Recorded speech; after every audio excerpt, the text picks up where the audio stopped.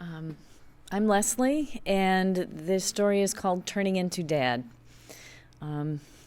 As a woman, we all kind of have this fear that we're going to turn into our mothers. But there's something worse than that, and that's finding out that you've turned into your father. Now, when I was a kid, and I wish I could be my mother, she's so even keel, she's just, easygoing, and she probably was a bit of a rock for my more emotional father. And growing up, my parents fought all the time, especially at Christmas. And part of the stress was that on top of his job as a teacher, my dad would play piano for the Christmas dance recital, and he was their only source of music. So we had to go to all of the rehearsals and then the recital, which was about 3 hours, and he had to do that several times a week. He was exhausted. So by the time Christmas Eve came around, he still hadn't recovered, and he and my mom would just fight. But it was never about anything important whatsoever. And as an example, in school, I was asked to write an essay about something that happened a day in our life. And I wrote down an essay, which is still in my mom's house somewhere. It is family lore now, because I wrote down that last night my mom got mad at my dad because he wouldn't let her finish her sentence. And she was at the kitchen sink washing dishes, and she was so mad at him that she just picked up the sponge and just hurled it at him. And I remember being a little kid thinking, my mom's got a really good arm. And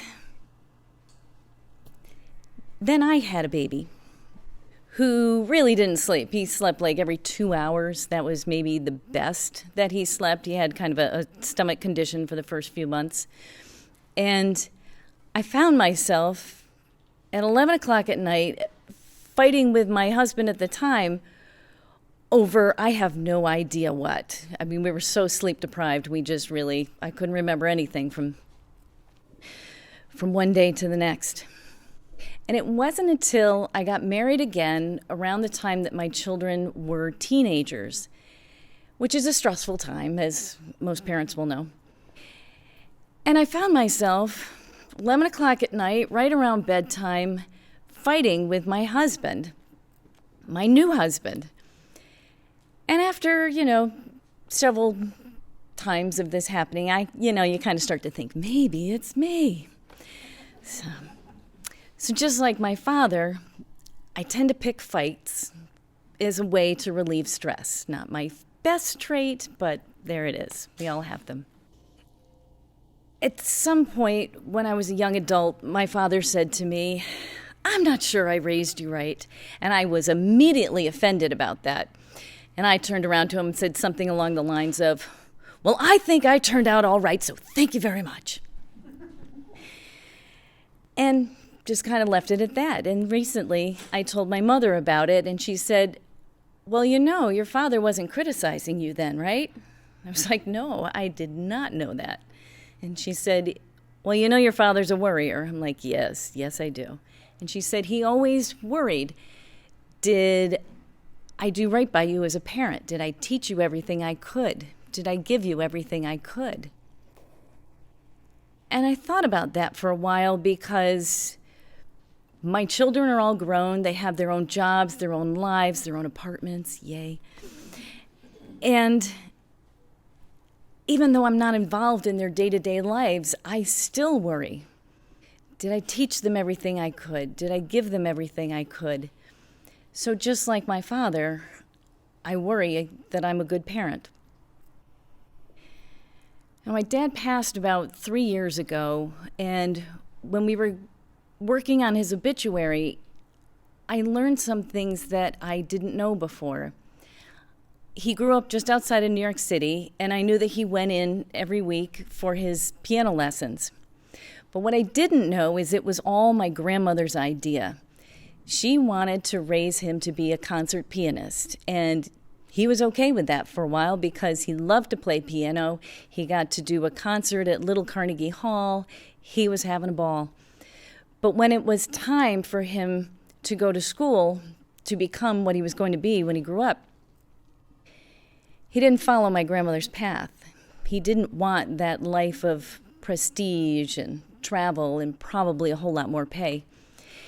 He chose to move to a small Adirondack town and become the local music teacher. And he loved it. And he didn't work summers, so as a kid, I was lucky enough that I had my father to play with all summer long, every summer. Now, like my grandmother, my parents wanted the best for me, and it was just a given that we would go to college, and my sister and I. And at the time, a lot of women were still going for their MRS degree to meet a nice man who would take care of them for the rest of their lives, but that was not my parents' plan.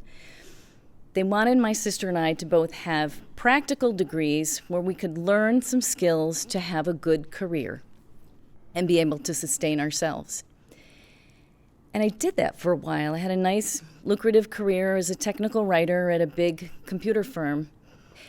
And I left it when I had kids, and I was a stay-at-home mom for several years.